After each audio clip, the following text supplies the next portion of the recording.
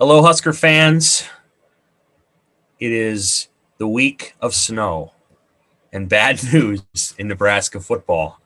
Hello, everybody. This is the Pick Six Podcast. I'm Sam McKewon, along with Evan Bland, Dirk Chatelain, and Tom Shatel. We don't have anything to talk about this week. Nothing at all. As here it is, January 27th, Wednesday morning. I think I've got 3 feet of snow sort of carved off to the side of my driveway. Never experienced this in my life.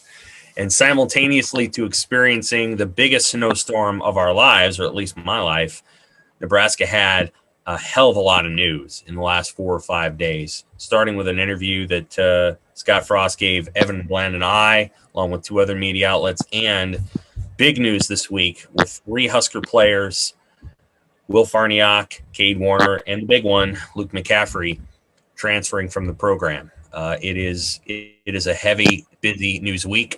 I think it's over for this week, but I got to be honest, I'm not entirely sure. It's possible that some other player may transfer. You just never know. As Frost said to us last week, it's Friday. It's early. Anything can happen. And I think that's absolutely true in the context of what's going on with Nebraska football right now. We're going to talk, obviously, about the departure of Luke McCaffrey and generally how Nebraska has managed its quarterback situation since the arrival of Scott Frost. It's an interesting dilemma, an interesting situation.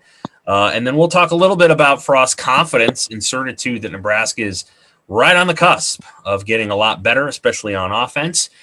And he said so in our interview and is not changing any of his assistant coaches out and is going to stand pat on that. And then at the end, we'll talk a little bit of recruiting with Evan and I for 2022, because I think that's going to start to heat up here in mid to late January and then mid to late February. I think you're going to see more and more movement. We'll talk Nebraska hoops when it becomes more relevant to do so. I don't anticipate Nebraska playing a game until either late next week or that February 6th game that has now been scheduled with Michigan State. So there's not a lot going on in that program right now other than them coming back from COVID and returning to the court. I think we may hear from Fred Hoiberg this week, but I just don't anticipate a lot of news there. The program's been in a holding pattern and is set for a hellacious February. And then we don't know Nebraska's baseball schedule yet. The volleyball team's doing what it's doing. The women's basketball team's doing what it's doing. Those are good stories. But we'll shelve those for another day and focus specifically on Nebraska football. I want to remind everybody, as always, that our sponsor is the Schwalbach Agency. Team Schwalbach is a family-owned all-state insurance agency with 4 licensed insurance pros, saving thousands of Nebraska Husker fans money. They sell homeowner, auto, life, and flood insurance across Nebraska, and they also insure all the big boy toys: motorcycles, boats, RVs, off-road vehicles, little things with plows on them that can help plow the streets, snowmobiles. If you've had your roof replaced in the last 5 years, give Daryl Schwalbach, Kyle Schwalbach, Nancy Mossick, or Kyle Murdoch a call at 402-590-5200. They can help you save a bundle. You can reach them again at www.nebraskaallstate.com. That's www.nebraskaallstate.com or 402-590-5200. They will help you save a lot of money. Thanks to Team Schwalbach, the Schwalbach Agency. Okay, Nebraska lost 3 players yesterday. The big story is Luke McCaffrey. I'll have a story later this week on just how long we've known that it was likely that Luke McCaffrey was going to transfer. Hey, it's been 2 weeks. And so we'll kind of lay out everything that we kind of thought was there and also lay out some more detail on the Wandale Robinson transfer. And I think people will be very interested in that story. But let's go with what we have right now. Luke McCaffrey has transferred from the program. He was the backup quarterback and the starting quarterback at times last year, used in multiple roles over the 2 years that he was here. He insisted on wanting to be a quarterback. The coaches allowed him to do that. Now he will transfer despite Scott Frost insisting that he remain at quarterback. He wasn't probably going to beat out Adrian Martinez this year, but he might have. You never know. And Frost intimated to us that McCaffrey had some concerns with COVID, but honestly, McCaffrey didn't mention anything about COVID concerns yesterday, and he just went ahead and transferred.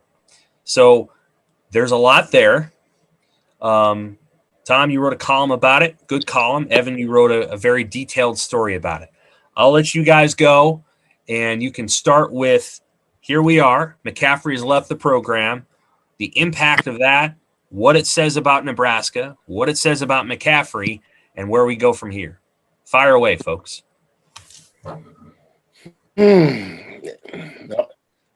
go ahead. Yeah, it's a lot to unpack, no doubt about it. I mean, where do you begin?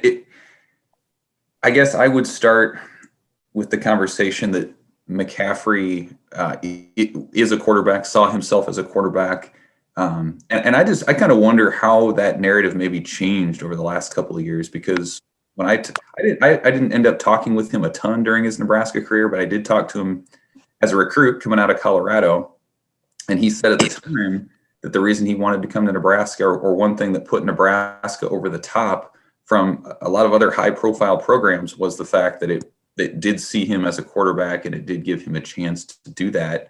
I wonder how much that remained the case as he went through his Nebraska career, because we saw it at different points. 2 years ago when he lined up as a receiver against Maryland, against Ohio State in the opener, his first touch last season was a 47-yard run. Counter. That was one of the highlights of the season, to be honest. It just felt like the sky was the limit at that point for him. But he stayed at quarterback. And I feel like after talking with Scott Frost last week, it almost felt to me more like it was Nebraska saying, we see you as a quarterback, and less about Luke saying, I want to stay at quarterback, and could play elsewhere. So I wonder, I'll be curious if he ever ends up talking. And Sam, I know you and I have tried to reach him numerous times to get him to break things down, because I think that's a key part of how we process Luke McCaffrey leaving. Is this a playing time issue where he felt like he wasn't going to beat out Adrian Martinez, in which case that falls in line with what you see all over college football with players transferring? Or was this similar to a Wan'Dale Robinson situation where he felt like he was either being misused, or he was playing out of position? Maybe he wanted to look elsewhere in terms of another position, and Nebraska continued to see him as a quarterback. So I'll be really curious to see kind of if and when he unpacks some of that. If it's the latter, if he feels like he wasn't being developed as a quarterback, or if he felt like he was being used out of position or whatever, that's a much, I think, more serious conversation when we talk about Nebraska and what it's doing, as opposed to if he was just trying to get more playing time. Because that was the situation with Cade Warner. That was the situation with Will Farniok. Those guys wanted to find more playing time elsewhere. That's a pretty common scenario. But if his situation is more like what Wan'Dale Robinson's was, I think that becomes a conversation that's a lot different in terms of how we analyze what Scott Frost and Nebraska have been the last couple of years. Mm. Yeah, I think a lot of those things can be true. One of the things about this past season was we didn't get to have our daily 30-person scrum with the players, and we never really got to talk to Luke about this stuff. And even though a lot of those times those guys don't really say anything, you kind of get a feel for them, kind of where they are. I mean, you can read the body language and how they're saying things and what they're saying, the tea leaves and all that. I wonder a couple of things. One, and I wish I'd pointed this out in my column, but I didn't. How did McCaffrey feel about, okay, you're the guy now, you're not the guy anymore? And the Frost mishandled that this past year. And how did he feel about that? And did he feel like that would be kind of the way it was going to go next year also?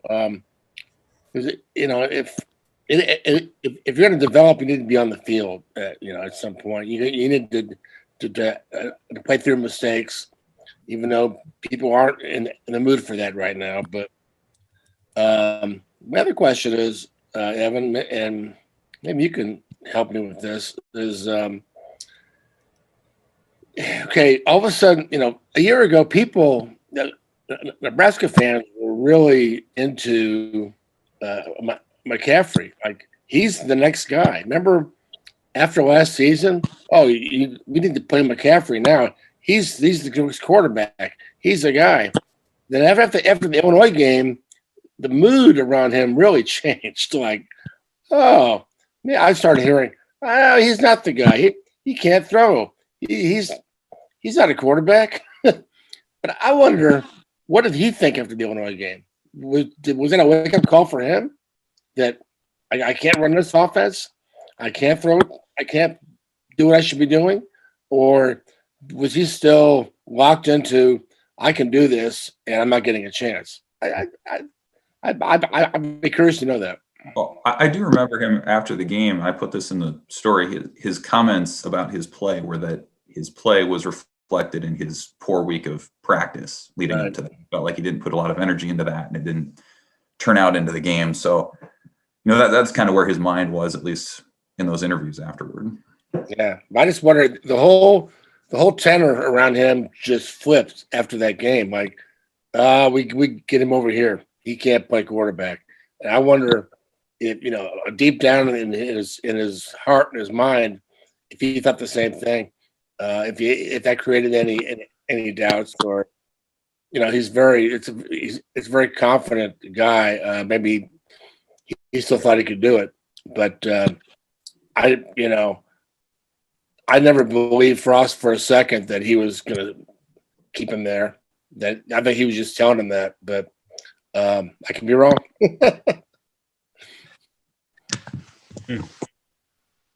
Sam, this is not McCaffrey specific, but man, it sure feels like Nebraska's been in this position a lot the last 25 years, trying to figure out whether a guy can play quarterback or not play quarterback, and, trying to square peg round hole a little bit. I realize it's partly due to the fact that I have a long memory and maybe not much creativity, but I just think I have so many Taylor Martinez flashbacks, as we talk about this situation. I think, Nebraska's inability to create depth at the position, inability to develop a natural quarterback who, actually gets better from one year to the next. And that's obviously not McCaffrey. That's Adrian Martinez. I mean, it's in some ways I look at McCaffrey and I see Taylor, and in some ways I look at Adrian and I see Taylor, and that's, and then there's of course the Eric Crouch, Bobby Newcomb stuff. I mean, it just feels like Nebraska's been in this position a lot where it has options at quarterback, but it never really, nobody's ever entirely satisfied with it, and that's just the nature of the position in some regard. But I think it's also a reflection of Nebraska's inability to, to recruit and develop, a natural, versatile quarterback who can do all the things that you want a quarterback to do. Scott Frost, not unlike Bo Pelini, has really hitched his wagon to Adrian Martinez, and I think it needs to pay off this next year. Yeah, I think that's fair. I think that's very fair. I think, Tom, you're right that there was a shift in what people thought of Luke after the Illinois game. I think to some degree, the media follows perhaps too much. They tailgate the coaching staff too much. And I got to be honest, at the time, I even tweeted this out. I thought McCaffrey deserved more of a chance.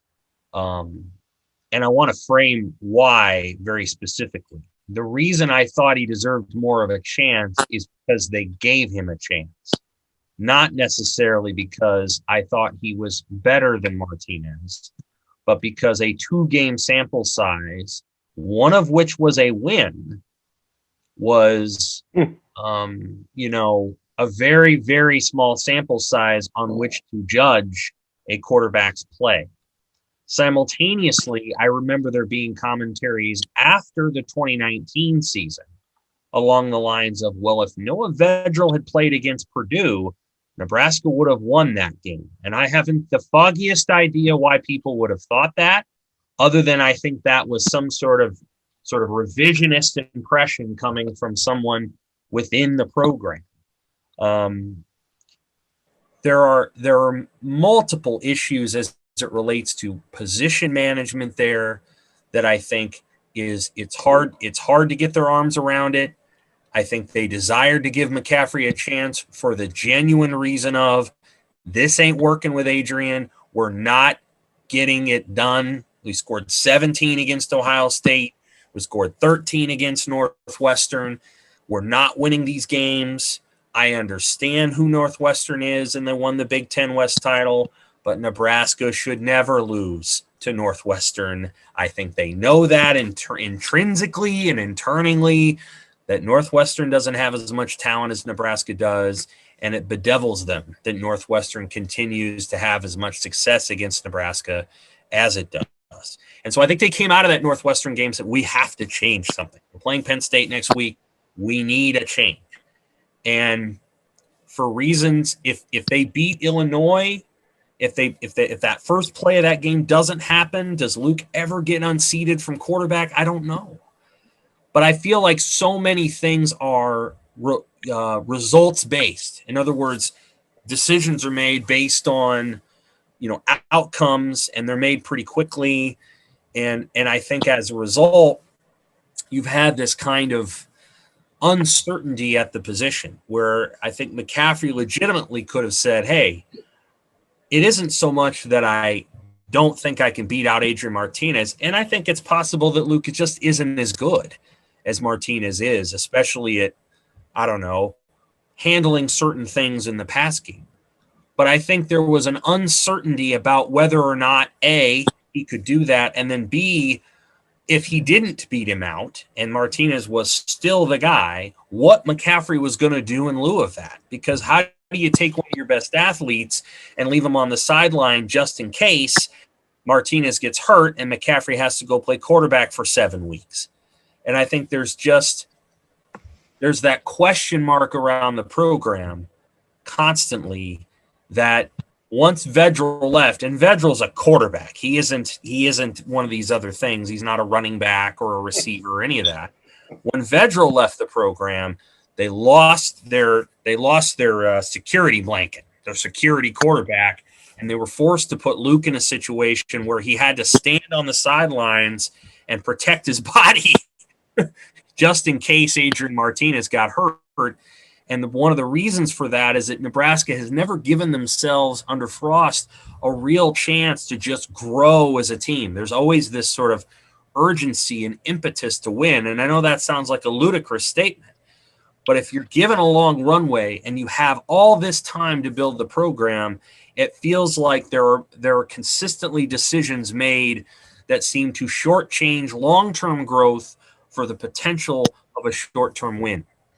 And the things that I feel like when Frost got there, at Nebraska, he made a long-term decision with Adrian Martinez and chose not to pursue Joe Burrow for the right reasons. And people have disagreed with me in many ways about this, but that he chose to stick with the kid and build the right way as opposed to winning right away. But then you look at the way they built the roster right away in 2018, and you naturally second guess yourself and say, well, wait a minute. The way they built the roster so fast was designed to win right away, and gosh darn it, they probably ought to have taken Joe Burrow under those circumstances. So there's an incongruency, I think, between the way that they run the quarterback position and the way that they've done other things. And until those things get easily on track, it feels like that position is always going to be in flux. And you're going to have this constant conversation about guys transferring. I mean, I think Vedral transferred to Nebraska from UCF in January of 2018. I don't think he arrived until later, but he was there in the spring. He transferred to Nebraska in 2018, and the minute Vedral transfers to Nebraska, that O'Brien and Jebby are like, well, there's the number 2 quarterback. We don't have much of a chance once Vedral is eligible. And so both those guys left. So they transferred out. And then Vedral transferred out because he didn't think he could get a real chance at a starting job. And now McCaffrey has transferred out. And so going into next year, you have Adrian Martinez, Logan Smothers, who's never played a game, and Heinrich Harburg, who's not going to play right now. I mean, I don't think that would be a wise – I think Matt Masker might be more likely to play if they absolutely had to have somebody at this moment than Harburg, because I think Harburg needs work. And he could be a good player one day, but I don't think he's ready to go play in a big-time college football game. It just feels like the position in general is constantly in flux, and that's not necessarily a good thing. I want to just make a couple of points, and they won't be directly related to yours. But one, I think it's important that we acknowledge that Luke McCaffrey had some serious quarterback deficiencies that were going to make it very difficult for him to have long-term success. I think that's fair. Yes, there were just throws, especially throws that he just did not appear to be able to make.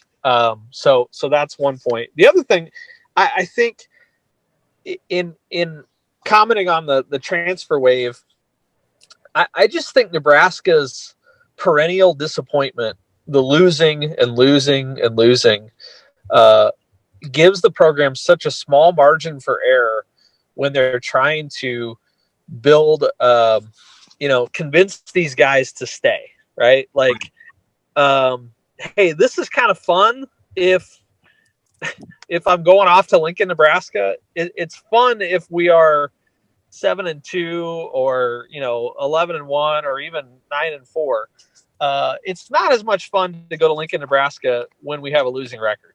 And I think sometimes even when the depth chart situation is not all that difficult for guys, it just appears that they've decided that the program isn't worth their patience, isn't worth their trouble. And I keep coming back to the fact that Nebraska finishes almost every year in disappointment, and that just must leave some sort of bitter taste, especially in the mouth of offensive guys, where they just, the heck with it. I'm going to go start over. I mean, yes. Is McCaffrey really going to go play quarterback somewhere at a school or walk into a situation as enticing as Nebraska where he has a chance equal to this? I don't think so. But I think McCaffrey would have been the starting quarterback at Nebraska in 2022 unless Martinez made the unfathomable decision to come back again. I don't think Adrian is going to come back. I think he's going to play in the NFL. So Luke was going to be the starting quarterback of this team. Oh, I don't know about that. If you're telling me compared to the guys they got now and the fact that he would have had much more experience than Logan Smothers, I think Luke would have been the starting quarterback. Okay. They would have had to go and recruit somebody over him from a transfer portal. I'm agreeing with you. I'm just saying, you're right. When you say that Nebraska's situation is enticing, you're right, because he's now going to have to go earn all of that credit somewhere else when he had a bunch of it here. Yeah, no, we're on the same page there. I'm not as bullish on the idea of him as the starting quarterback in 2022, but he certainly would have had a very good chance, and he's not going to have an equal chance somewhere else.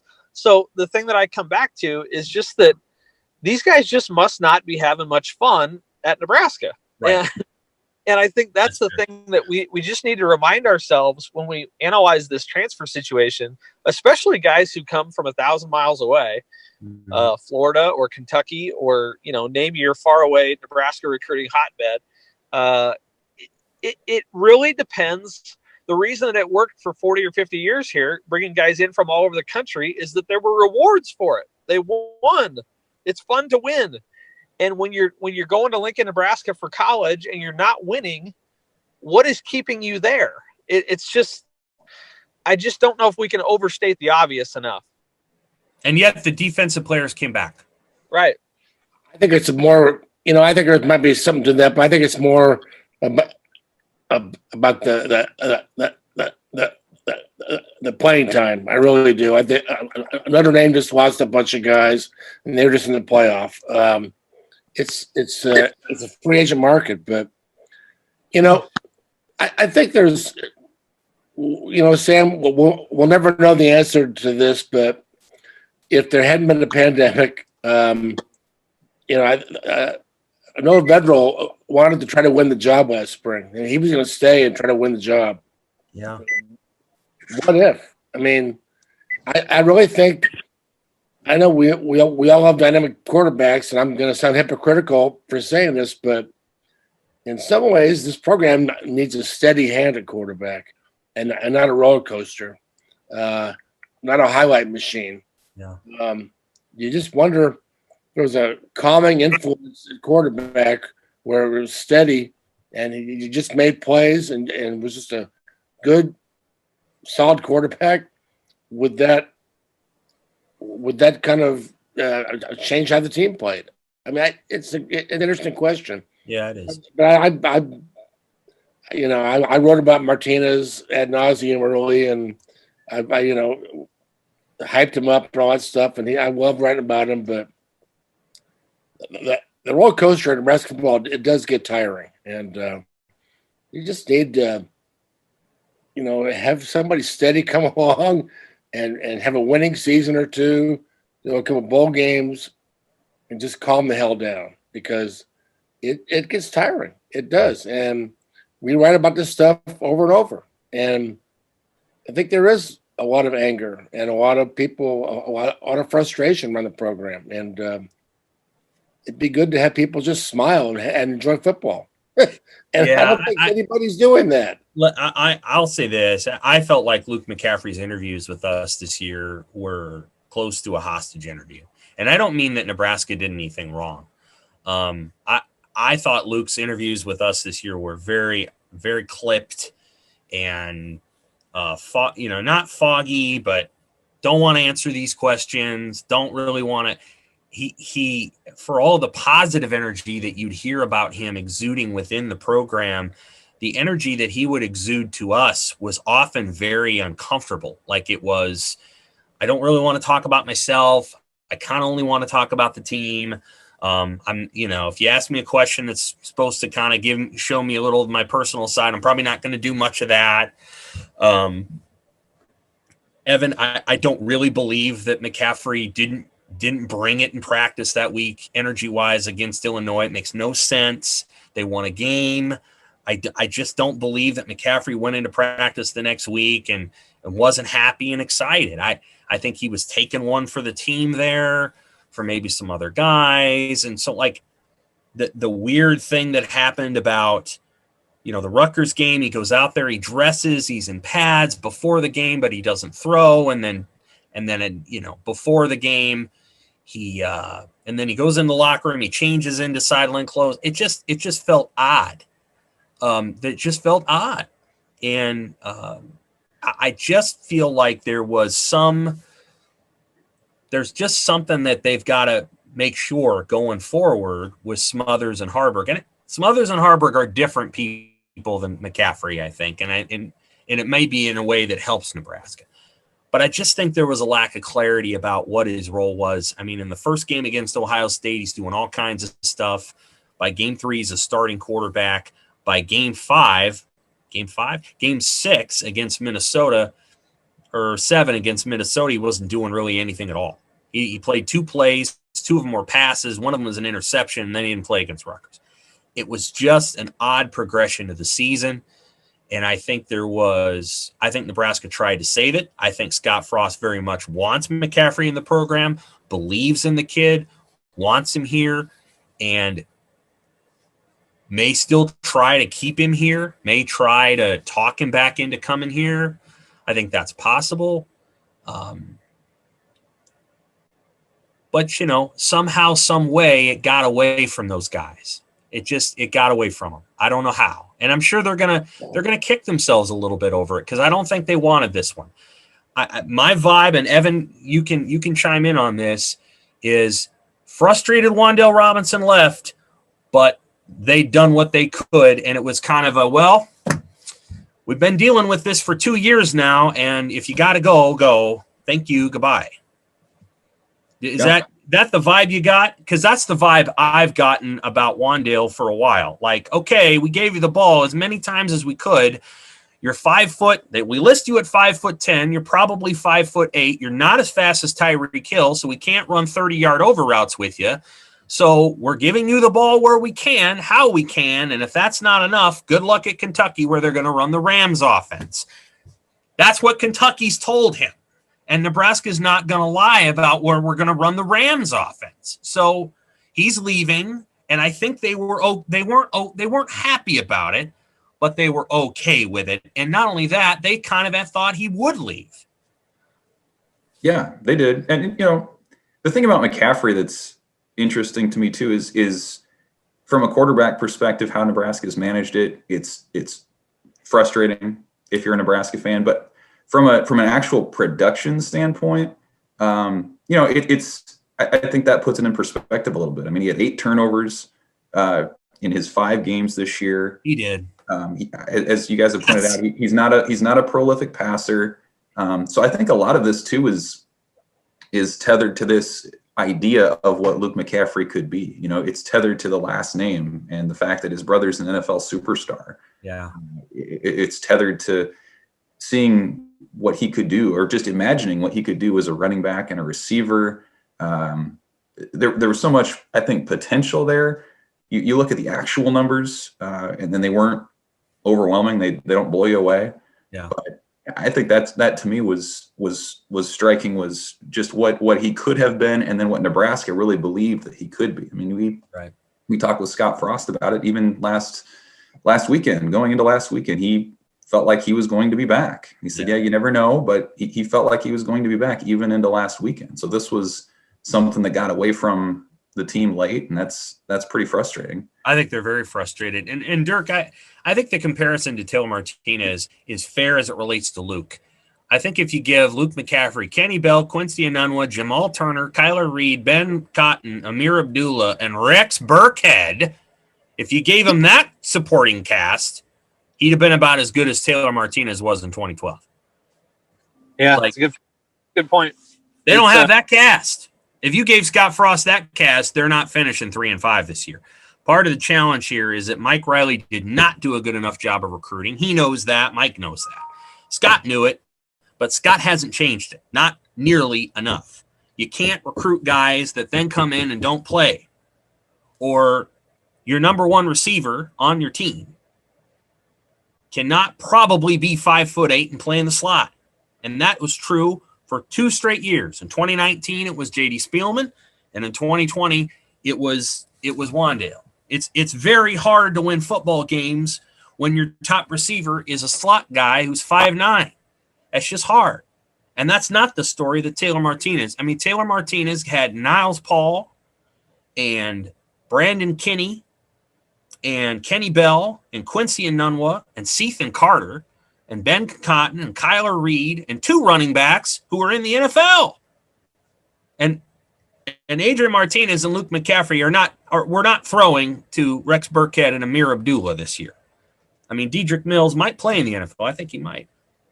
But these other guys that they've got there are not Rex Burkhead and Amir Abdullah. So people have to appreciate that Scott's got to do a better job. His staff has to do a better job of putting players around the quarterback that are commensurate to the Taylor Martinez years. And one of the reasons, Dirk, you were hard on Taylor. I know that. And harder than I would have been and harder than I was. But I think the point is fair in saying that he had a sports car of talent. He had 4 NFL players on one team. Enunwa, Bell, 4 NFL draftees. And he still had, 22 turnovers one year. So I get it. It's a fair comparison, and you just wish that these quarterbacks, Martinez and McCaffrey, had the kind of players around them that Taylor did, because I think they might be different quarterbacks. Sam, I was digging through some old quotes the last couple days, and I stumbled on one in the spring of 2019. It actually would have been February. And Evan and Tom, you might remember this, but Frost was down at an event in Kansas City, and he compared he said he'd rather have Martinez than Trevor Lawrence, or compared him favorably to Trevor Lawrence after their freshman years of college. And talk about a comp that did not age well. It didn't. But Adrian's there are things about him. That program clearly loves him. He's a good man. Like, Adrian is a good guy. And, his willingness, and they put it on video, which I thought was interesting after they beat Penn State. That was more about Adrian Martinez than it was about Luke. But his willingness to say that about it isn't about me, it isn't about him, it's about the team. Not every quarterback would do that. I admire that Adrian really is a team guy, and I think Frost just deeply appreciates who he is as a person. Can I go back quick to the point that Dirk had made earlier about just it's not a lot of fun when you don't win and it's hard to get guys here? Just thought I'd share a quick story from last year. I had met the parents of a highly rated receiver who had considered Nebraska. And this had never happened to me before, and it's never happened since. But this dad actually called me up last year as his son is trying to make a decision between Nebraska and another school or two. And they're from the South. This is a good player, by the way, he's talking about. He had a good year. What changed Nebraska's season this year, by the way. He's from the South, and his dad calls me up and said he wanted to talk to somebody not affiliated with the university who could just talk about what Nebraska is like. And he wanted to learn all about the team, all about the program. And he said that his son really liked Nebraska, that the family really loved the academics. They loved the facilities, but they were worried that the wins wouldn't come. And they were worried what happens when the losing piles up and the negativity that sets in. And ultimately, he didn't choose Nebraska. He chose to go somewhere else and had a really good season last year. But sure did. I thought that was... So did his team.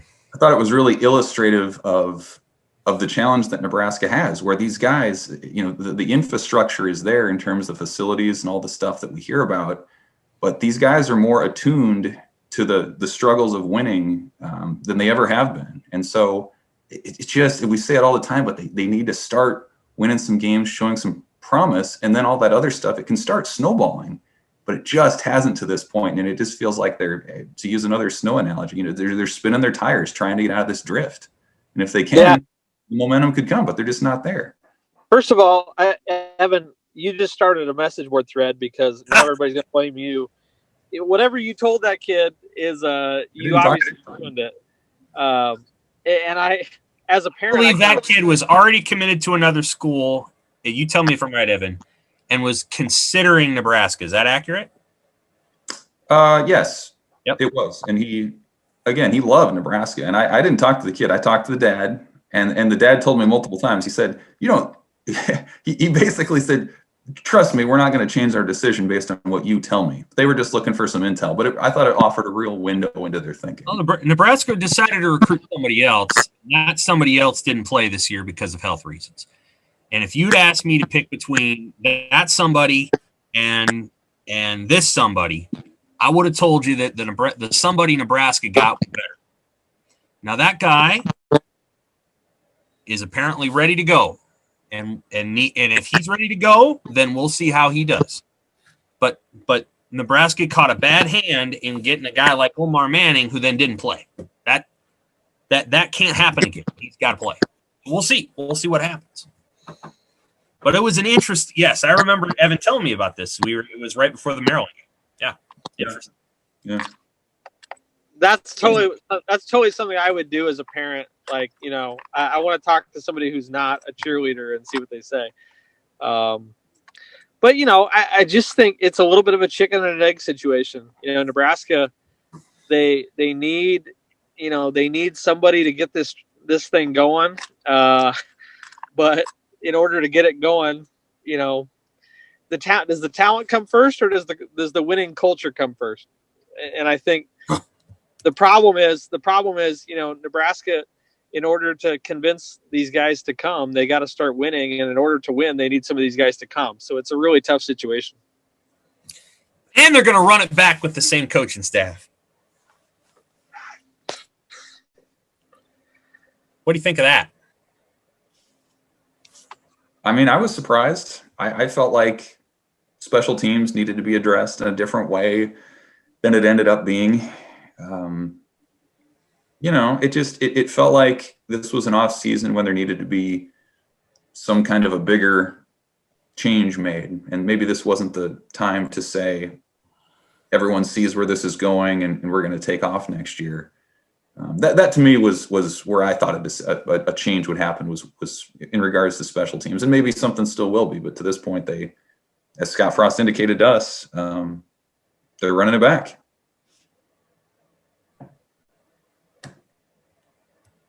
That surprise you, Tom? Well, I mean, who would you change? I mean, he got a new coordinator last year. You wouldn't touch the defensive staff, right? You leave them alone. Am I right there? So you're talking about offense, correct? Yeah, I think they just as soon keep the defensive staff the same. I think Travis Fisher will be in line for other jobs, other places every year. Right. I believe he was a candidate at Georgia. But I kept hearing I don't think they want to change anything over there. No. I kept hearing the offensive line was going to be they're going to change that, and then that didn't happen.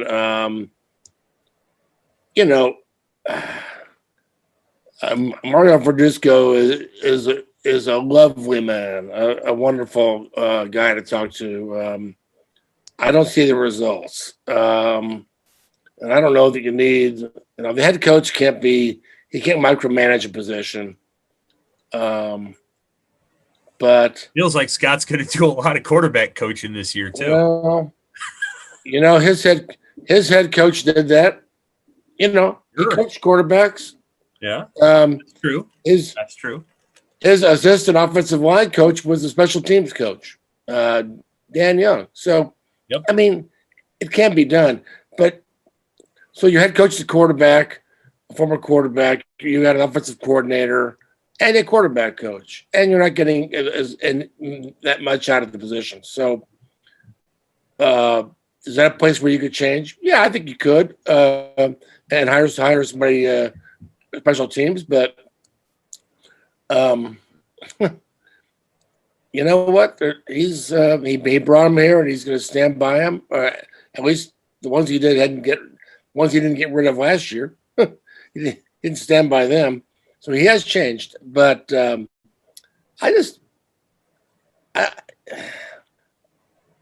there's a magic guy out there who can get them to start playing clean football and be more efficient. I mean, who's that?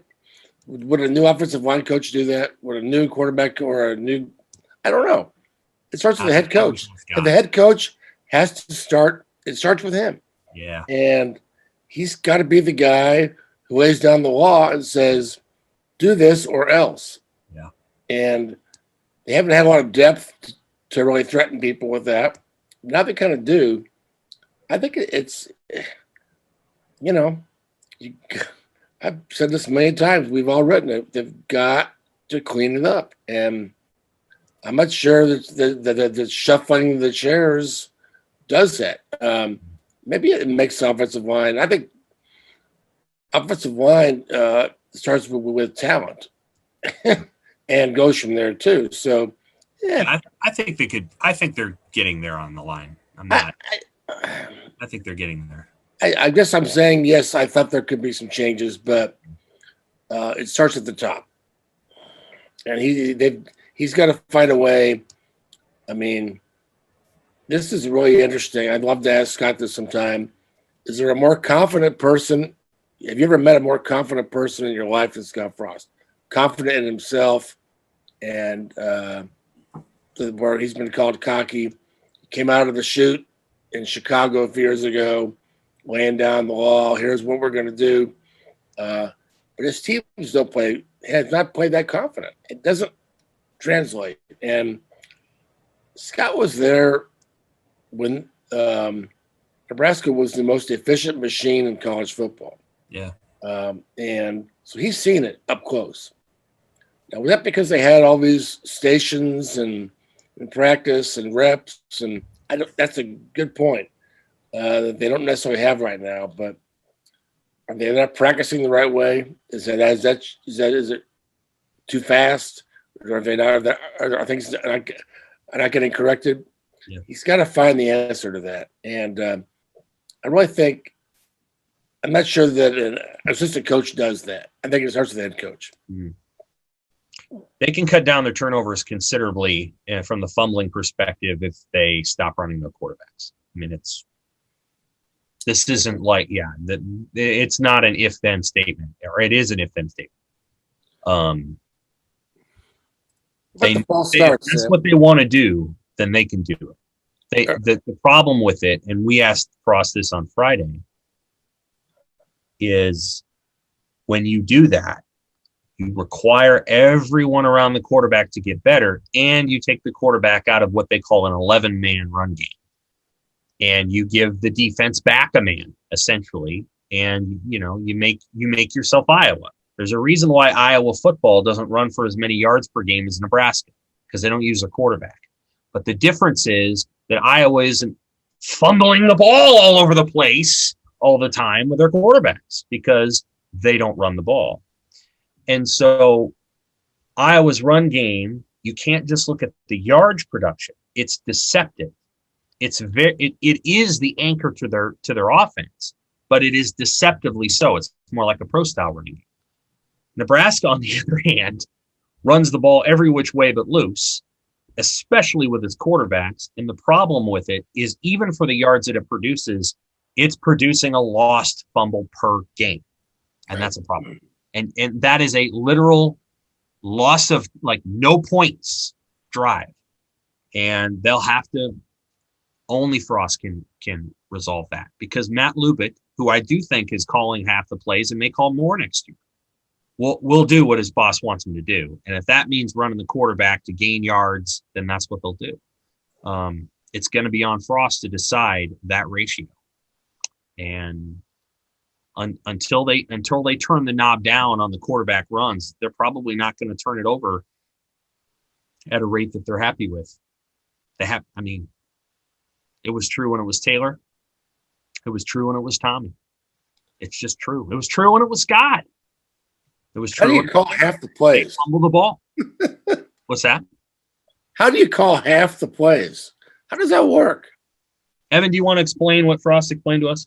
Yeah, I wasn't there. Hey, got to hop off. I got to go speak to a class here, but I will definitely. All right, man. Yeah, well, I didn't even know if they're going to do this today, and they ended up doing 2 classes instead of 1. So, do it, man. Take care. Yeah, what Frost had said, especially with the last, I think 3 or 4 games of the season, he said it was just a 50-50 split with him and Matt Lubick, and some of that was maybe on a drive-by-drive sort of basis, and Frost did and still does have veto power to take over, to knock, strike down a play and put his own in, or to take over at any point that he feels like he needs to do that.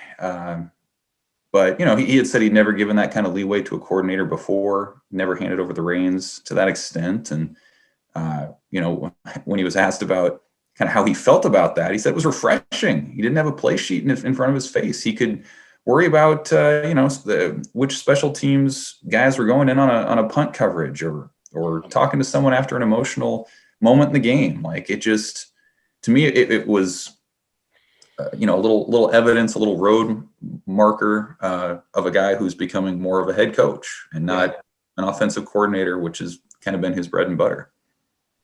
Yeah, I think that's, I'm not a coach, so it's hard for me. I'd have to sit down with Lubick and kind of unpack all the things that he's talking about and sees. But I actually think Lubick's done some good things for them. I really do. I think he's built a pass game that has some more structure to it. They have some nice concepts that I think he has installed that are, reliable. I think he has made good on his desire to create some one-on-one situations in the red zone, specifically for Travis Vokalek. Vokalek's got to catch that ball, and Martinez has got to hit him. But they've created that. I think they've built some good things into their system. Their red zone passing game wasn't great this year, but it was better. And some of it is they need better personnel. They need receivers who are big, who can catch the ball. And Wendell Robinson, get this, Wendell Robinson had 2 red zone catches this year. He had 51 catches overall. 2 of them were inside the opponent's 20. 6 for his entire career were inside the opponent's 20. You can't run. You cannot run an offense based on that. You can't. You have to have someone who can catch the football in the end zone. And Wandale is not, it's not his fault. He is a 20 to 20 guy. Hell, even Tyreek Hill is 20 to 20. The difference is that Tyreek catches a ball at someone's 40-yard line and he runs it all the way in because nobody can catch him because he's cheating. The challenge is inevitably with those kind of players is, how do you get the ball to him in the red zone? Well, it's hard. So, but I think Lubick has done some good things for them. I think Frost does trust him. But again, Lubick's going to do what Frost tells him to do. And so when you get right down to the brass tacks, if Frost wants an offense where the quarterback runs it 7 to 10 times a game, then he can have it. And it's like you make a decision with a diet and you say, I am not, even if it looks really good, I am not going to eat that. I'm not going to do this. Even if it would make me feel better in the moment, I'm not going to do it. I'm going to stick to this philosophy right here. If Frost sticks to it, they will have fewer turnovers because the quarterbacks will not fumble as much. I mean, it's axiomatic. I mean, you can almost guarantee it. There are course years where there are anomalies, but they're not that often. And do you want to know the list of teams whose quarterbacks ran the ball as much as Nebraska's quarterbacks did? There's 2 teams in the P5, Virginia and Virginia Tech. Other teams include Georgia Southern, Eastern Michigan, Army, I think Navy. Although maybe not Navy, but Army. I mean, if I rattle off some of the names of the quarterbacks that we're talking about, like some of the schools these kids play at, you get the picture really quickly of where Nebraska's offense is. Eastern Michigan, Liberty, Virginia, Virginia Tech, Coastal Carolina, Georgia Southern, Hawaii. Let's see, Florida State. Although they didn't run it as much as Martinez did. But you get a flavor for the kinds of offenses that we're talking about here. Middle Tennessee State. Most of them are G5 offenses. They're not. Most of them are P5. And at Virginia Tech, I mean, it didn't go that well this year. Virginia, they did okay. Bronco Mendenhall's the coach there. He's always trying to find the next Taysom Hill. So, that's kind of where Nebraska's at. That's the kind of offense they run. Penn State runs a similar offense. So Penn State moved to a more of a pro style this year with Kirk Soraka. They fired Kirk Soraka so they could go back to their spread run thing. James Franklin's made his, he's made his case, but that's where Nebraska's at. And if they want to change who they are, then they can. But currently, that's where they reside. They reside in this world of, Virginia and Virginia Tech, and then like 8 group of 5 teams, including Army and Liberty and Coastal Carolina. Good teams, by the way. Those are all good teams. But just know what kind of offense you're running and the kind of players you're going to attract. What do you think? And you asked this on Twitter last night, Sam, but Nebraska loses McCaffrey. They have 3 scholarship quarterbacks in Adrian Martinez, Logan Smothers, Heinrich Harburg. What do you do if you're Nebraska with 2 open spots left in this class? Do you use one of those scholarship spots on a quarterback of some kind? Do you stand pat? I think that's an interesting discussion because, as we've discussed recently, it seems like the assumption out there is just that, well, clearly Nebraska needs to add a quarterback now because they lost a scholarship quarterback. I don't know. Maybe start with you, Tom. I mean, what do you think? Should Nebraska bring in somebody else, or do you roll with what you have? Well, I don't know Logan Smothers from Tommy Smothers, okay? But if he's the next guy, let him be the next guy. And I understand you've always got to have quarterbacks. Everybody recruits, and they just kind of take care of themselves. If they get impatient, they leave, or they get a chance to play, they stay. Everybody has that issue. I mean, Justin Fields came from Georgia. Joe Burrow came from Ohio State. I mean, everybody has these issues. I just think you can also get them in the portal now too. I don't think the urgency is to have 4 or 5 quarterbacks. I think you can probably go get one who's disgruntled somewhere else if you needed one. So I don't think you really need a bunch of quarterbacks right now. I think there's other needs as well. I guess maybe you can answer this question for me. I don't know why I'm uncertain on this, but is Marquis Step eligible next year? As of this moment, technically no. No, because the NCAA hasn't passed the single one-time transfer rule, and they haven't had waivers for COVID issues. So we're still a year. Once he gets a waiver, we don't get to see him for another year. So. He probably will play this year, but he's just technically not yet. I bet he almost certainly will. He will. He is eligible to play this year. He's going to get the waiver. They're all going to get the waiver. Okay. They're either going to pass the rules sometime in the spring, or the NCAA is going to give the waiver. The NCAA is on the ropes and taking body blows every day. They don't care about this anymore. They want to move on. So I think you're going to see all these guys get waivers. Yeah. Well, the Nebraska quarterback needs. I don't know that they need more quarterbacks. They need more help around the quarterbacks, as Sam was saying. They need more running backs who can gain yards, especially on first down. You need more receivers who can go get a ball, even if it's not right on the numbers. So I'd be in favor of that. Go get some more guys around the quarterbacks, and I think. Do they need a third guy? They've got 2. I guess you could, if there's one that you absolutely have to have. Don't just go get a guy who's just going to be a guy, and he's not going to play, and he's going to take a roster spot up, and he's never going to play. Because I think you can always go get one in the portal.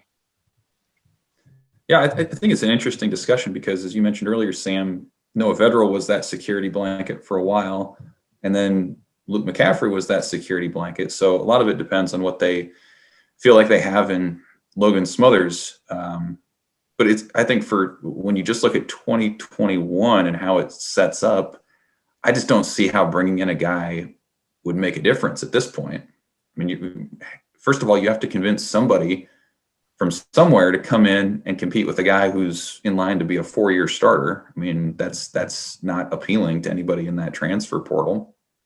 So I don't see, I guess, the likelihood of doing that for the sake of 2021. Smothers was here for a year. He's been immersed in the offense. He'll have had a spring season to get ready and be that guy and essentially be the same age Adrian Martinez was when he had that opportunity in 2018. But if you're talking about beyond that, if you're starting to look at 2022, when you presume that Martinez will be gone, at that point, you're left with Logan Smothers, Heinrich Harburg, 2 or 3 walk-ons at that point. Do you feel like you need to recruit over that and have a guy who's willing to sit for a year? So I don't know. It's a tough situation. And then where do you get those guys from? Junior college this year? Maybe the FCS level if they don't play? And then, I went back and listened to some of what Mario Verduzco said about how they recruit quarterbacks from a year ago, and a lot of it he said too is you just don't know until these guys come in if they're what you want from a mental standpoint. What kind of offense did they run? How quick do they process things? Like it's all a wild card anyway. So I kind of tend to agree with you, Tom. Like I feel like those scholarship spots could be used better elsewhere, as opposed to making it a 4th scholarship for next season, which by the way would be more than Nebraska's had for any season under Scott Frost so far. They've had exactly 3 scholarship quarterbacks for the entirety of 3 seasons under Scott Frost. So adding another one would actually, be a departure from what they've done. So I would think if I were in their position, I would not bring in a quarterback in this cycle. What do you think? Well, yeah, I mean, if you're going to bring in somebody, you either have to bring in a junior college quarterback who's going to play this spring, I don't know, an FCS quarterback or a transfer portal quarterback. Again, the FCS could play this spring, or another high school guy. I would be surprised if, the automatic answer today was we're just going to stand pat. And some of that is because I think the way these guys think, I think they're just very aggressive with roster management. And so they may want to get another guy in there who bridges the gap between Martinez and Smothers. The argument you can make for standing pat, though, is, everybody knows who the starter is, and everybody knows who the backup is. And this will give the backup an opportunity to really develop, get all the number 2 snaps, work in camp. And then, you've got the advantage of the number 3 guy probably knowing going into Nebraska that he needs a year or 2. And I don't think Heinrich's going to be a jumpy, I'm out of here kind of guy. I think everybody involved in that situation knows a lot of talent, need to sharpen some things up. It's going to take a year or 2. And then you have the advantage of knowing that you have a walk-on who I think is a 4th-year guy, and Matt Masker. I think you have in Matt Masker a player who could be your legitimate number 3. Like I don't think they would, he's a guy that can do all those things for you and give you a chance to redshirt Harburg and just say, all right, you're going to redshirt. So I think the question becomes,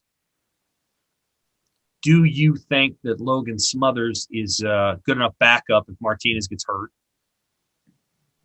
And or do you think Matt Masker is? And again, Logan Smothers can redshirt this year and be a 3rd-year freshman. Is Matt Masker your backup? Will you get a transfer portal QB who is better than the 3 years that Matt Masker will have had in the program and is definitively your number 2, and then is also willing to stick around and compete for a starting quarterback job later on? I don't know. I mean, those are the parameters they have to look at. Again, I think there's a lot of people who are like, oh, they've got to go get a quarterback. And I'm like, well, you have to assess what you already have, and you have to assess that, again, the player you're recruiting is not going to be a starter. There's no way that guy is going to beat out Adrian Martinez, 4-year starter, unless you're falling into somebody way better than anybody at this moment would think they could get. So you're looking to thread the needle with that transfer quarterback. And that's, I think, a hard thing to do. Jace Ruder, who transferred from North Carolina, is very intriguing. So he left North Carolina. He's from the state of Kansas. That kid is interesting. Nebraska probably could have had him out of high school. I don't think they offered him right away. Jace Ruder would be interesting. Would he be willing to come here, sit for a year, then try for the starting quarterback job against Smothers? I don't know. But there's probably not a lot of Jace Ruders out there, and I don't know that Jace Ruder wants to come here. He might be able to go to K-State where, he would compete with the guy that was behind Skylar Thompson. I don't know. Yeah, and like we talked about, they have there's an urgency to win in year 4. And so if Martinez goes down, that urgency is still there against a hellacious schedule. So yeah, do you roll with Smothers in those instances? Do you go with Matt Masker? Do you bring in somebody else? But again, I just don't know who's going to come in. And then we talk about the departures, and it really, I think, puts it in perspective. I mean, think of all the snaps that Noah Vedral and Luke McCaffrey took up in the last 2 years. Those guys are going elsewhere. All that Nebraska invested in them, learning the offense, number 1, number 2 snaps that they all got for 2 years each. I mean, a ton of time and coaching went into those guys, and now they're gone. And so you still have Martinez, and you have nobody else on scholarship who's been there longer than a year. And it's just, I agree, threading the needles is a good way to put it, because you're not going to over recruit Martinez. But again, these guys are transferring because they want to play. That's why quarterbacks are in the transfer portal. Like, convincing a guy to sit out a year after he transfers kind of goes against the whole ethos of the move, in my opinion. So it's a really, I think, interesting discussion, and maybe one Nebraska doesn't have to make until the end of this spring football season. Maybe something materializes then. But I suppose if I were them, I wouldn't rule it out. But I don't think you force the issue now either. Maybe you wait and see how this strange, unprecedented spring season plays out at some of the lower levels. Tom, we're going to talk recruiting for a minute. If you want to stick, I got to go. Thank you. Right. Thank you, Tom. Thanks for Tom Shatel for joining us. Also, Dirk Chatelain. All right, Evan. Let's bust through this recruiting here real quick. Nebraska is going to recruit a quarterback for 2022, and they're also going to start heating up on the 2022 recruiting front. We'll start with quickly Avante Dickerson, the Omaha West Side cornerback, who is a 2021 decision. He's going to make a decision next Wednesday. I think it's down in Nebraska and Oregon, and it wouldn't surprise me if Oregon was the lean. I think if Avante Dickerson wanted to have gone to Nebraska, he would have gone to Nebraska on signing day in December. But you never know. I think Nebraska's still got a shot here, and I guess we'll find out next week.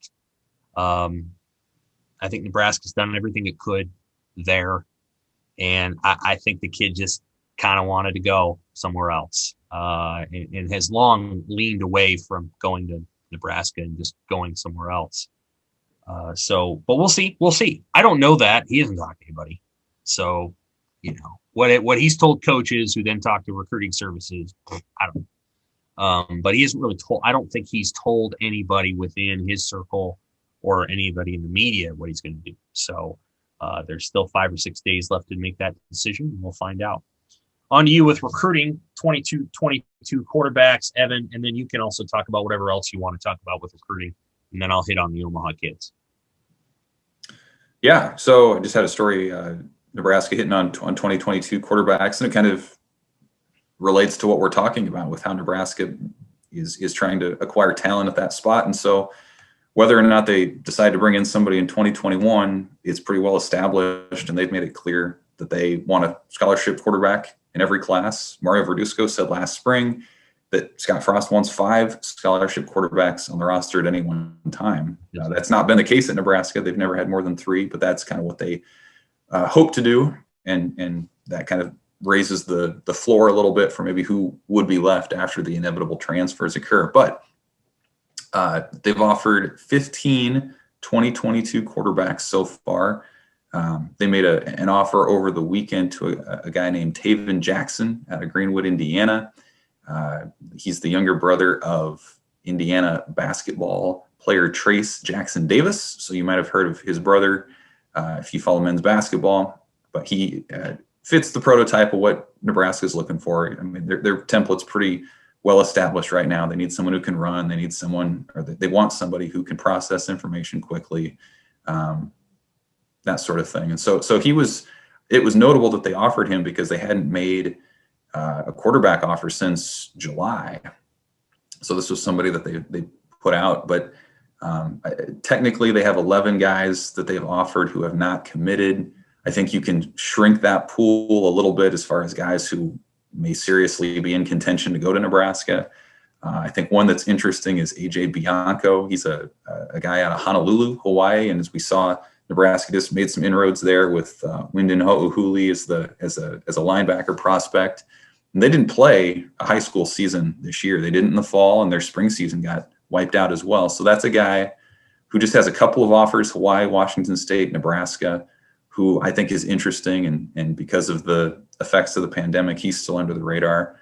Another guy, AJ Duffy, was somebody who played in California last year, but he's transferring to IMG Academy because of the uncertainty around COVID and whether they'll be allowed to return to play. Understandable. He recently put Nebraska in his top 15. So I think that's somebody else. 15. Believe me, I know. I you can roll your eyes. Oh, it's fine. Nebraska will probably end up in his top 5. I mean, they're going to need a quarterback. I totally get it. 15. I totally get it. And then, they offered a guy in July by the name of Gavin Wimsatt. He's from Kentucky. Yeah, he can play. He's going to announce his top 7 pretty soon. I imagine Nebraska will be in that. So, and there are a handful of other guys, and you got to toss your hat in the ring. And some of these guys are being recruited by top programs, but those are a handful of guys, who could contend in that spot for Nebraska. And again, Nebraska has no commits in the 2022 class. That's not unusual. A lot of Power 5 schools are in that same boat, given that the dead period, which has lasted since last March, is going to go at least through this coming April 15th. So you're talking more than a calendar year. So it's going to be kind of a slow go. Yeah. But, I just think when you talk about that, we talked about quarterback discussions before and how Nebraska needs an elite guy. They're going after some. And as we've seen, if you don't hit on those top guys, you need to find somebody who's an elite athlete that you can that has potential. And Luke McCaffrey was a guy like that, who they felt like they could mold. I think Heinrich Harburg is a guy like that. So we'll see if they go that route again. Guys with elite, clay to mold, so to speak. Heinrich's got a lot of good stuff.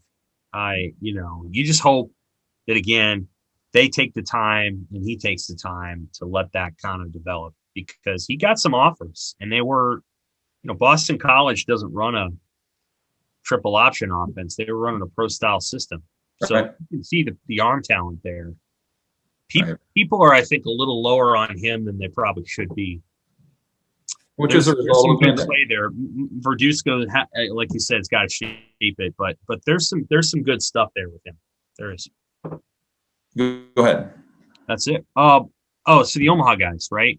Yeah. There's 4 of them: Deshaun Woods, Devin Jackson, Michael Riley, and Caden Helms. We talked to all 4 of them. A couple of notes. One, a lot of schools from outside Nebraska and Iowa are making a push for these kids specifically. Arizona State, Missouri, Michigan State. Now Oklahoma's offered a couple of them, although that's brand new. I haven't talked to them since Oklahoma offered Caden Helms and Jackson. Texas A&M.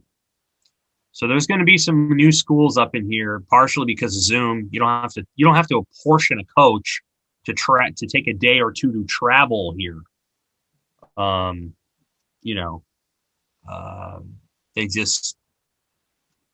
can just do it over Zoom. So there's some schools that are going to be in the mix, pushing hard for Nebraska, pushing hard for these kids in Omaha. And we'll see what happens once it opens up. But for now, I think there's some schools that are making moves in Omaha that haven't done that before, particularly Missouri, which has really not recruited the state of Nebraska at all. And now they're asking Deshaun Woods, who's recruiting you the hardest? And he goes, definitely Missouri. Sometimes it's overwhelming. So they're putting a full court press on some of these kids in Omaha. The other thing that I think is that although the timing of Wandale Robinson leaving is not great, the development of Nebraska's tight ends may be more beneficial than certain fans or recruiting people think at this moment. We'll have a story on Caden Helms and Michael Riley maybe today or tomorrow, but both of them indicated that the direction of Nebraska's offense in favor of tight ends is improving Nebraska's stature with both of them. I know there's been some scuttlebutt that, Riley is unlikely to come to Nebraska, or there's something about, one of his stepbrothers not getting an offer from Nebraska. That's Javon Ducker, who went to Northern Illinois. I think I would just say that Michael.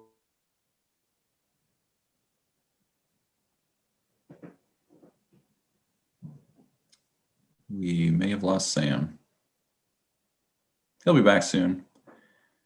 But as he was saying, certainly the talent in the city of Omaha is as good as it's been. These guys are becoming national recruits now. So I think gone are the days where if you're in Nebraska, you can just assume these guys are going to come here, or even assume that these guys will fly under the radar. I mean, that much has changed even in the last handful of years. So it will be interesting to see just how much Nebraska can stay in this thing. because as we've seen, they're kind of stuck in this between a rock and a hard place where you can't go to the coasts and feel like you can build the bulk of your class there. And you have to be really selective about the guys that you bring in. But at the same time, within your own backyard, if your talent base is being poached, is being given attention that it never has before, that's a challenging situation as well. So Nebraska has some challenges there. So I think Sam's done, and then so are we. So it's another Pick Six podcast today. We'll be back with signing day next week.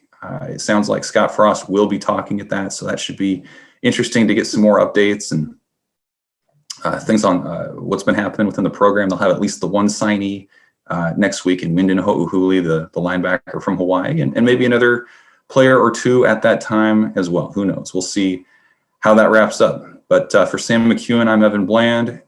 Stay spry out there, Husker fans, if you're in the Nebraska area. Keep shoveling, fighting the good fight, and hopefully we'll come out for spring here before we know it. Thanks.